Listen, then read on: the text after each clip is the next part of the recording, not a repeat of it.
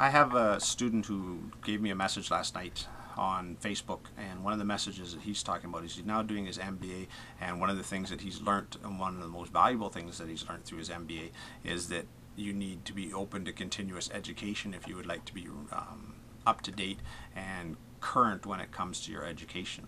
So the formal education that you take, for instance, in an MBA or your PhD, is great, but if you're not continuing your education, then you're not current, because the world's changing so quickly, the technology is changing so quickly, and the jobs are changing so quickly that it's important that you stay current.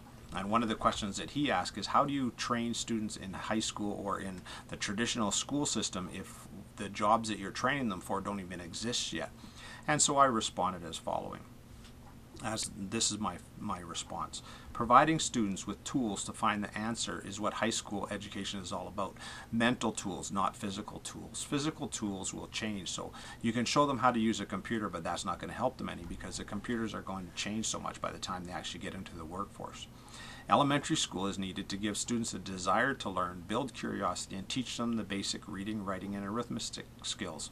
After that, they need to dictate their own learning, and traditional education does a great job of the 3 R's, but tends not to foster creativity, inquisitiveness, or desire to fail by trying. So what we need to do is give them the basic skills and then allow them to dictate what they'd like to learn, because at the moment, if you try to teach students information in the information society in which so much information exists, you can never do it within the 12 years that they're in high school. What you have to do is give them the tools so that they can find the answers to any questions that they have for the rest of their life, and their learning will continue. So what you need to create is lifelong learning. Anyways, it's always great to get a message from an ex-student or a question from an ex-student, and I hope he does very well in his MBA.